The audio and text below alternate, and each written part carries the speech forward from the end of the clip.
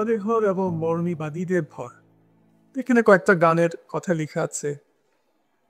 কিছু আছে, যেমন লাস্টের গানটা হচ্ছে সিনেমার গান। সেটা যিনি লিখেছেন উনি আবার মরমীবাদী কিনা এটা আমি জানি না, কিন্তু একজন গীতিকার। আর প্রথম দুটো হচ্ছে ফকির লালন শাহ, তারপরেরটা হচ্ছে হাসান রাজা, এরপরেরটা যে বেঁধেছে এমন এক সুন্দর উপর পৌঁছতা করে, এটাও লালন সাজিকার। এই ঘরগুলোর কথা যখন আমি গানে শুনতাম ছোটবেলায়, আমি তখন ভাবতাম যেটা বোধহয় আমার নিজের ঘর বা যে ঘরে থাকি অথবা মানুষজন যে ঘরে থাকে তাই। আসলে তা না। মরমীবাদের ঘর এটা আপনারা সবাই জানেন, এটা হচ্ছে নিজ দেহ ঘর। মরমীবাদের পৃথিবী বলতে নিজ দেহকেই বুঝিয়ে থাকে, দুনিয়াও বলতে নিজ দেহ। দুনিয়া বলতে আসলে বাইরের জগৎ, কিন্তু পৃথিবী বলতে নিজ দেহকে বুঝিয়ে থাকে। আবার অনেক ধরনের রূপক আকারী বিষয়টাকে ব্যবহৃত হয়, যেমন নাও, নৌকা, দেহতরী, এগুলো সবই হচ্ছে যে নিজের দেহ। তো প্রতিটা গানই সারা বাংলাদেশে, লালন শেখের গান শুনিনি সারা বাংলাদেশে এরকম একজনও পাওয়া যাবে না।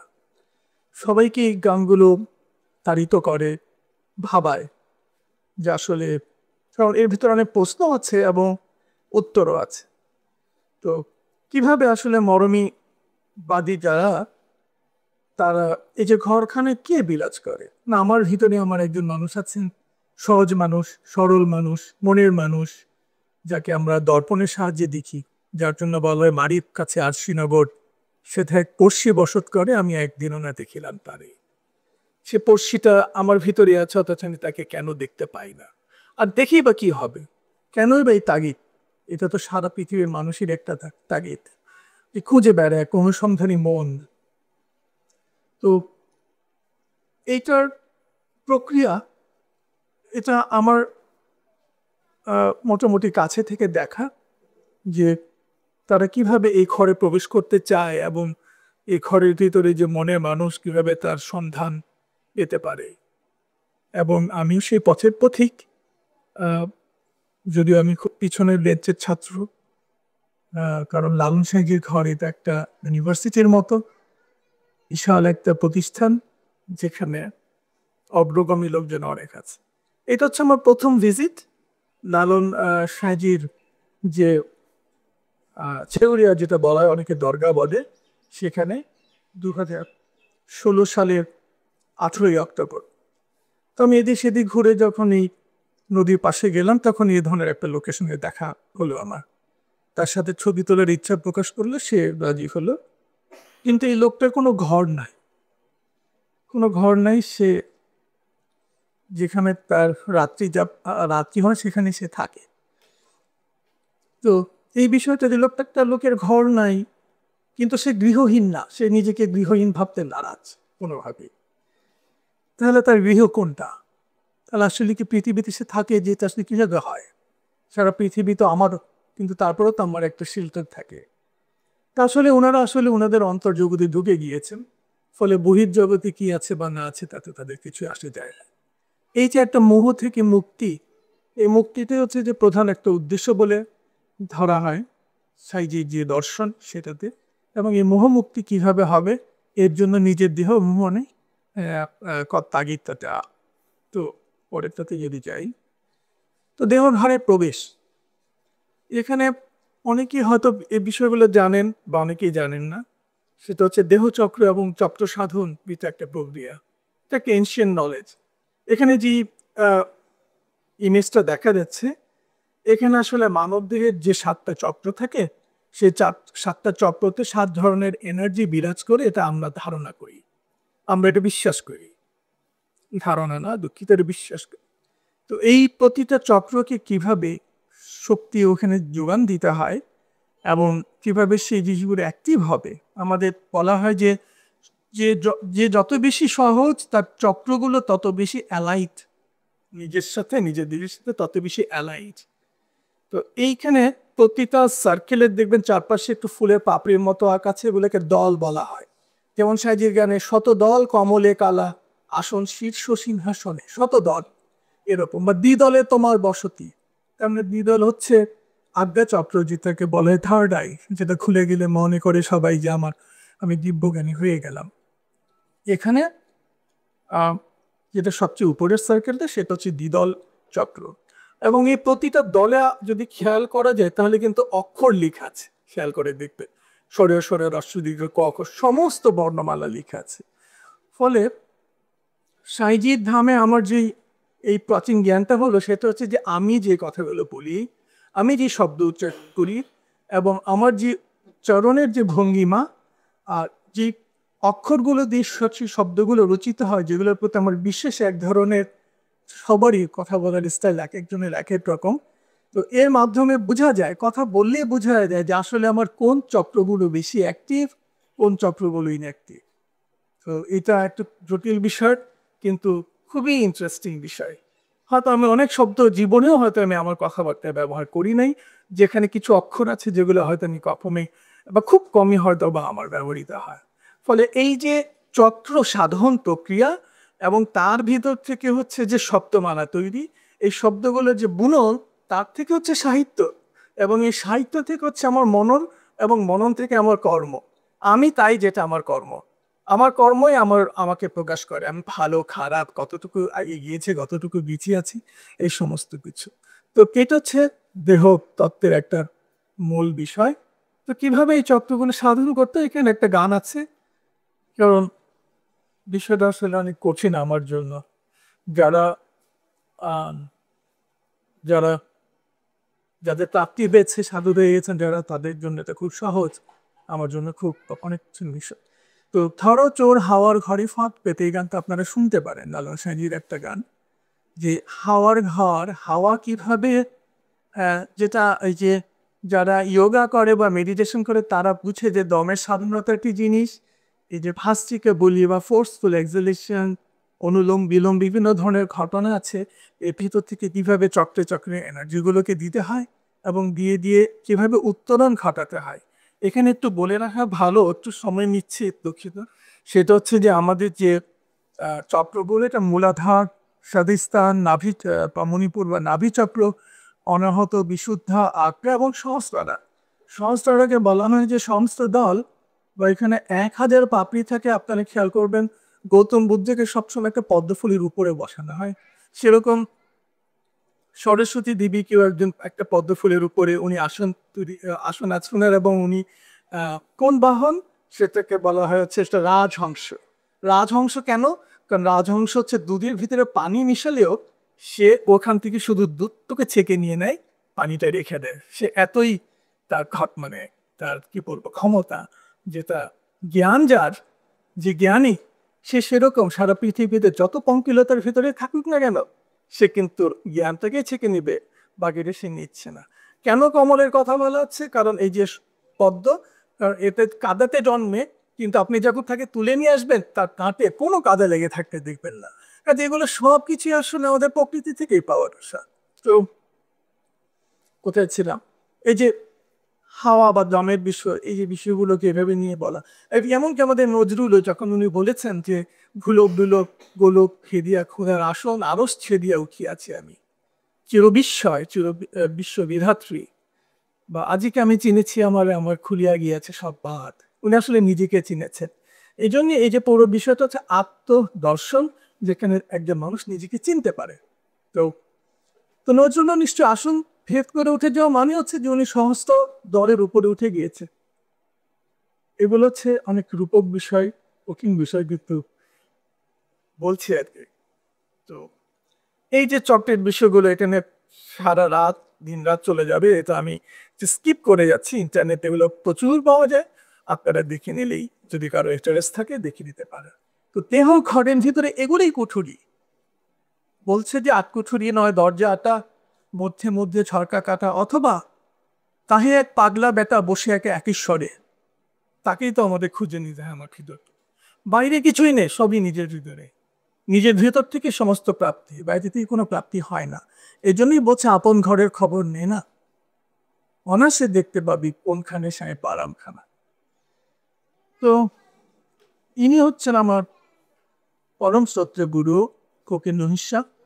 উনি হেমাস্তম পাক্য পুষ্টিয়া বহু গিয়েছে, অনেকের কাছে কক্সবাজার সেকেন্ড হোম, কিন্তু আমার কাছে থার্ড হোম।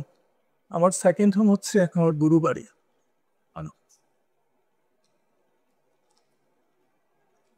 উনি একজন অস্ত্রসহ যুদ্ধ করেছেন এমন একজন মুক্তিযোদ্ধা, সমাজসেবী, এবং এখন উনি সেবাই দিয়ে যান সমাজের সবাইকে। এটা হচ্ছে যে সাঁইজির প্রথম দিককার বাড়ি। সে সময় আমি ওনার কাছে যাইনি, ওনার সঙ্গে আমার দেখা হয়নি।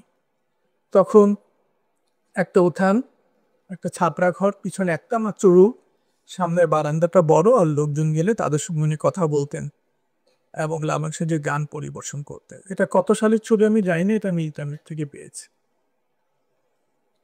আর এটাও বাকি সবগুলো ছবি বা ভিডিও আমার 2018 সালের 1 জুন, যেদিন আমি প্রথম সাঁইজি ধামে যাই। ওনার ধামের নাম হচ্ছে হেমাশ্রম। বাম পাশের ছবিটাতে আমরা উঠান দেখতে পাচ্ছি, কিছুটা লেয়ারে লেয়ারে আছে।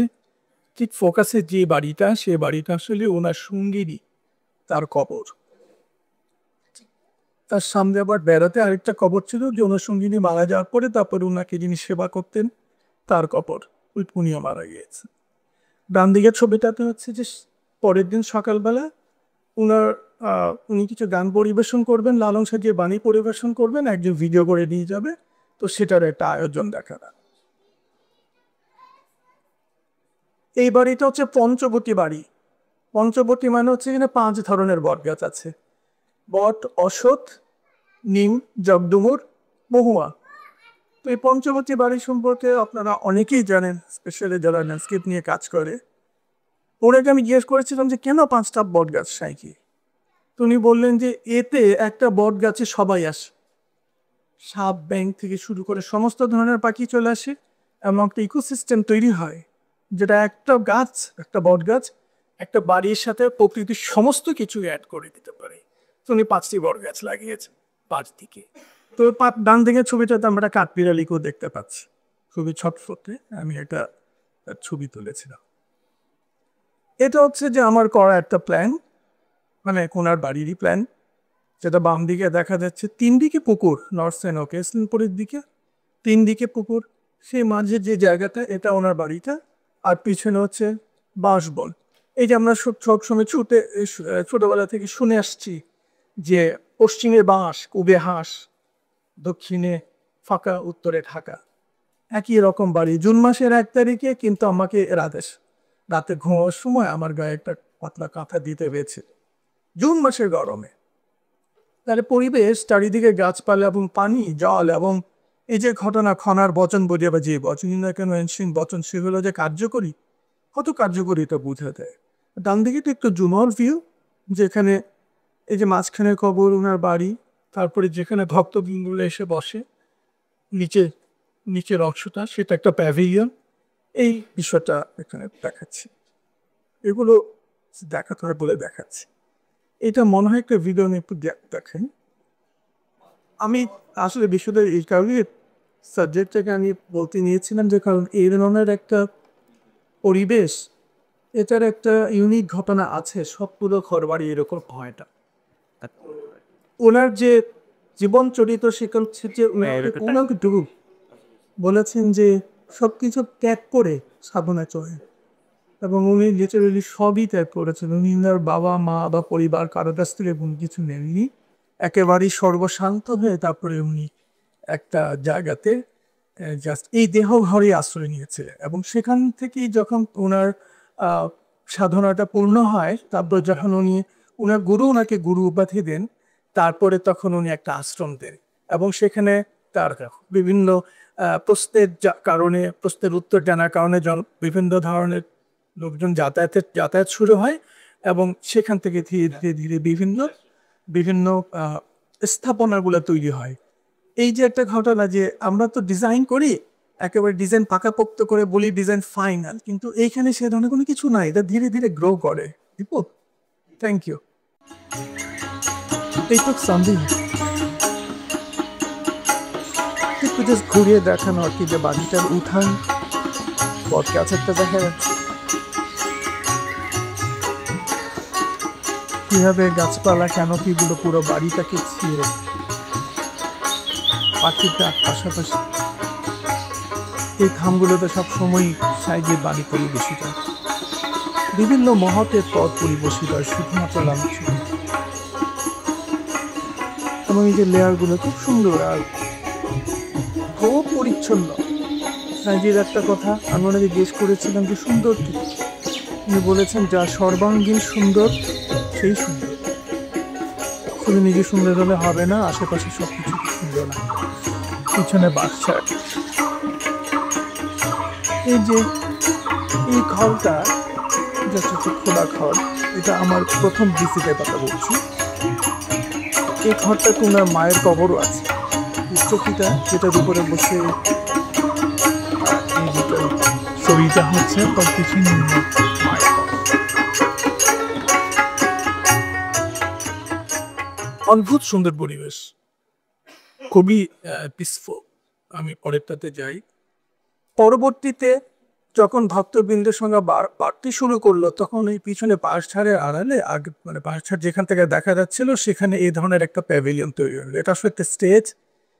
আমরা ডানে দেখতে পাচ্ছি যে স্টেজে যখন সাধু সংঘ হয়, সাধু সংঘ মানে হচ্ছে যেটা আমি আমার ইয়েতে অ্যাবস্ট্রাক্টে লিখেছিলাম যে বাংলা সাহিত্যে 5টা বহুল প্রচলিত দর্শন আছে চর্চিত: লালন শাহ, পাঞ্জু শাহ, দেলবার শাহ, চৌধুরী এবং সতীমা। এই 5টা অনেক শক্তিশালী দর্শন, যে দর্শনের চর্চায় এই দেশে ওই দর্শনগুলো থেকে বিভিন্ন ধরনের দর্শন তৈরি হয়েছে এবং প্রায় সবকিছু মিলিয়ে প্রায় 5 থেকে 7 কোটি বাংলাদেশি লোক বিভিন্ন কোনো না কোনোভাবে দর্শনের সাথে জড়িত।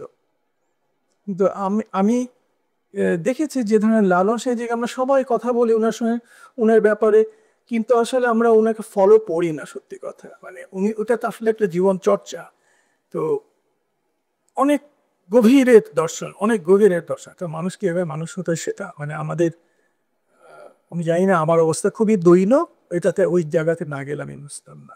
তো এইখানে হচ্ছে যে আমাদের থাকা অনুষ্ঠানের সময় এই মাটিতে আমরা থাকি, এখানে আমাদের খাবার দেওয়া হয় সারিবদ্ধভাবে বসান পর বসে যখন খাবার পরিবেশন করা হয় এটাকে বলা হয় সেবা দাবি। এটা একটা ভিডিও আছে।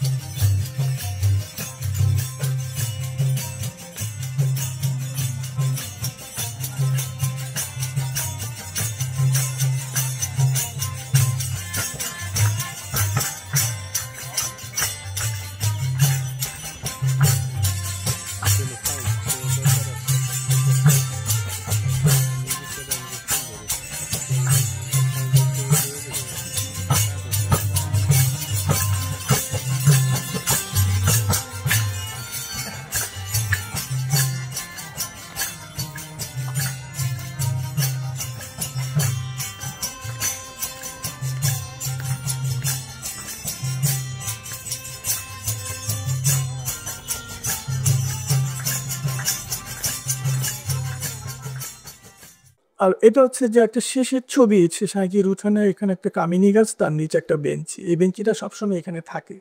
পুকুরের ওপর হচ্ছে মেইন রোড। তো এটার ছবিটা আমি তো যতবারই যে আমার কাছে খালি মনে হয় যে এই এটা একটা এটা একটা ডাক, এটা একটা আহ্বান যে যারা ওপারে আছে, যারা শুদ্ধ হতে চায়, শুদ্ধ চর্চা, শুদ্ধ জ্ঞান, শুদ্ধ রতি, শুদ্ধ গতি, সমস্ত কিছু, তাদেরকে একটা আহ্বান যে এখানে এই আশ্রমটা সবসময় তোমাদের জন্য উন্মুক্ত, খোলা, তোমরা আসো। নাকি এখানে সাইজি মাঝে মাঝে বসেন এবং দূরে তাকিয়ে ভাবেন আমি অপার হয়ে বসে আছি, ওহে দয়াময়, পারে লয়ে যাও আমায়। এই জন্য এই ছবিটা আমি লাস্টে দিতে যাওয়ার। অসংখ্য ধন্যবাদ সব।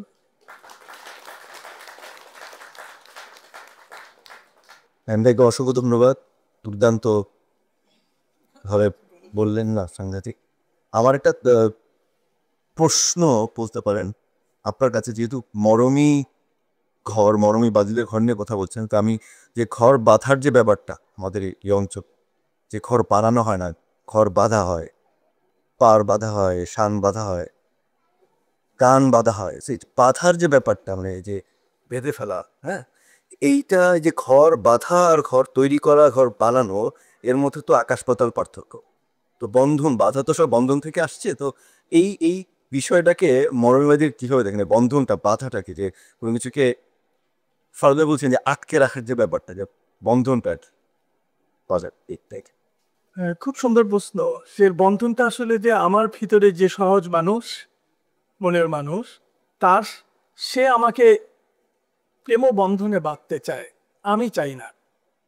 আমি আমার মন দৌড়ায় বেড়ায়, যেটাকে বলে যে মন বিভাগী বাঘ মানে না রে।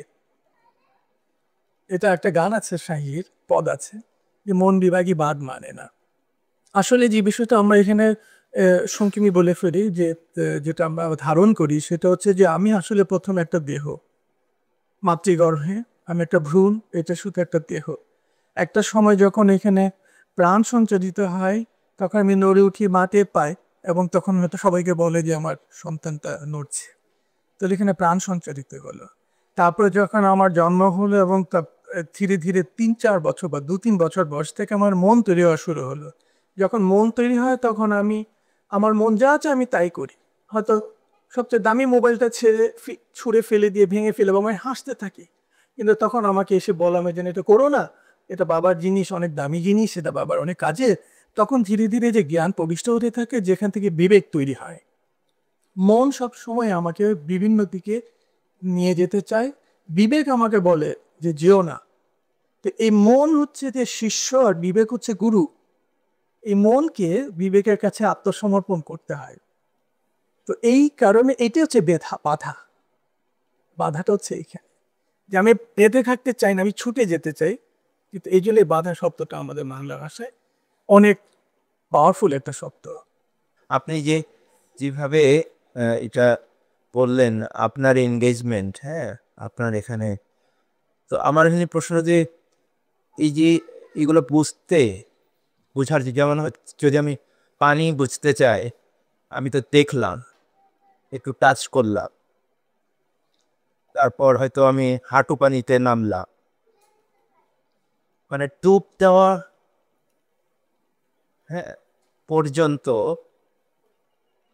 মানে এই ডুব দেওয়ার কতটা দরকার আছে? এটা একটা তাড়না, এটা যার আছে সে যাবে, যার নাই সে ডুববে না। এবার কেউ যদি ভেসে থাকতে পারে খুব ভালো। আহ, দর্শন সাইজে দর্শনে হচ্ছে যে এই জল, কিন্তু আমরা যেভাবে এখানে হয়তো দেখছি সেরকম না। জলটাকে ওনারা ধরে নেয়, প্রকাশ করা এটা রূপকী। সেটা হচ্ছে যে ভব জগতের যত ধরনের কাম, ক্রোধ, লোভ, মদ, মোহ, মাৎসর্য, যেগুলোই হচ্ছে যে সমুদ্র, সমুদ্রের মতো এর ভিতরে যে ভেসে থাকতে পারে, সেই হচ্ছে তত বেশি সে তার অর্জন, যে যত বেশি ভেসে থাকতে পারে, ডুবে যেতে হয় না। এটা। আর আরেকটা তুমি যেটা বললে, সেটা হচ্ছে যে এই ঘটনার ভিতরে আমি ডুববো কিনা। আমি তো আসলে ডুববো কি ডুববো না, এটা আমার মাথাতেই ছিল। আমার প্রশ্ন ছিল, বহু প্রশ্ন ছিল। তো এই প্রশ্নগুলোর উত্তর আমি কার কাছে পাবো? তখন আমার এক বন্ধু, আমি অস্থির ছিলাম, তখন খুব অস্থির, আমার এই উত্তরগুলো লাগবেই। তখন আমার এক বন্ধু আমাকে ওনার কাছে নিয়ে যায়। কিন্তু আমি ওনাদের এই পুরো ঘটনাগুলোকে দেখে, ওনার জীবন চরিত, ওনার এই সৌম্য দর্শন, শান্ত ভাব, এবং দর্শনের টুকটাক কথাবার্তা শুনে আমার কোনো প্রশ্নই করতে ইচ্ছা হয় না। আমার কাছে মনে হচ্ছে যে আমি আমি মানে আমার স্পর্ধা কেমন, যে আমি আমি আমার ভিতরে প্রশ্ন আসে। আমার সেটাই মনে হচ্ছিল, যে তখন আমি আর কোনো প্রশ্ন করতে পারি না, আগে কোনো প্রশ্নই করি নাই। আমার কাছে উত্তর এসছে যেটা, সেটা হচ্ছে যে তুমি তোমার পথ, তো আমাতেই ঢুকতে হবে। এটাকে বলা হয় অন্তর্যাত্রা। এই অন্তর্যাত্রায় পুরোপুরি ডুবে যেতে হবে আর কি। খুব কঠিন। তো অনেক কিছু বলাও যাচ্ছে না, কিন্তু বলতে হচ্ছে। উনি আমাকে একটা ইশারা দিয়ে বলেছেন যে তোমার ওটা আগে, ঢাকার দিকে ইঙ্গিত দিয়ে বলেছেন যে ওটা তোমার আগে। মানে আমি দীপার সাথে ঘর বেঁধেছি, ঘর অবশ্যই, এবং আমার একটা সংসার আছে, বুঝছেন, ওটা আগে। এখানে অনেকে আসে হয়তো তাদের সুখ খোঁজার জন্য, কিন্তু তুমি অপরকে অসুখী করে দেবেন আসতে পারো না, এটা তো হয় না। বুঝাতে পেরেছি? তা আমরা যারা ভবঘরে ঘর বেঁধে ফেলেছি, সেটা আমাদের আগে, সেটাকে আমাদের শান্তিপূর্ণ, এবং সেখানে আমাদের আত্মসমর্পণ, সমস্ত ঘটনা সেখানে আগে করতে হবে। আর এটা হচ্ছে যে পাশাপাশি, এটা হচ্ছে যে আমার একটা স্পৃহা, আমার একটা, আমার ভিতরের একটা সবসময় এক ধরনের আকুতি বা জিজ্ঞাসা, সমস্ত কিছু। এত কথা এসছে, ওইটাকে একটু এক্সপ্লেন করতে যাচ্ছিলাম। এটা হচ্ছে ঘর বাঁধা। হ্যাঁ, তোর সাথে আরেকটা জিনিস তুমি তুলেছ, সেটা হচ্ছে আমরা কানও বাদি। এটা নিয়ে একটু চিন্তা করা দরকার, বিকজ এটার মধ্যে একটা ফ্যান্টাস্টিক উইজডম আছে। আমরা উল্টা যদি চিন্তা করি গান বাঁধার মধ্যে চয়েস, কম্পোজিশন দুটো ভেরি ইম্পর্ট্যান্ট এলিমেন্ট আছে। আমি কি কি চিন্তা, কি শব্দ, কি কম্পোজিশনে সাজাচ্ছি, আমরা সেইভাবে যদি চিন্তা করি ঘর বাঁধা, তাহলে সেম চয়েসেসগুলোই আবার বিদ্যমান। এবং এই চয়েসগুলোর মধ্যে সবচেয়ে যে জিনিস হয়, যে কোনো একটা রিয়ালাইজেশনের প্রকাশের ভিতরেই কিন্তু গান বাঁধা হয়। তো সেই জায়গায় যদি গান বাঁধা এবং ঘর বাঁধা এই দুটোকে যদি পাশাপাশি দেখা যায়, তাহলে there will be a new way of looking at how we think about our habitat. আমরা যে ঘর বা বাড়ি বলতেছি, সেটা হচ্ছে যে ওর যে ঘর, সাধকের, আর তোমার যে ঘর, সেই দ্বন্দ্বটাকে একটু বলতে পারবা? তুমি তো ওখানে যেতে চাচ্ছ, আবার এদিকে দীপা তোমাকে আটকাচ্ছে, আবার ও তোমাকে টাকতেছে যে বলবা। বাবু, এটা আসলে সত্যি কথা কি, এটা একটা যুগল যাত্রা। বাঞ্ছা ছিল যুগল পদে, সাধ মেটাবো ওই পদ সেথে, বিধি বৈমুখ হলো তাতে, দিল সংসার যাতনা, আশা পূর্ণ হলো না আমার মনের বাসনা। তো কিন্তু এই যে আমার আশা পূর্ণ হয়েছে, দীপা তো আমাকে ওইখান থেকে বলেনি কখনো যে তুমি ফিরে আসো বা তুমি চলে যাও, কোনো কিছু বলেনি। আর দীপাকে ছাড়া তো হবে না, মানে কারণ যুগল তো, এটা যুগল সাধবে না।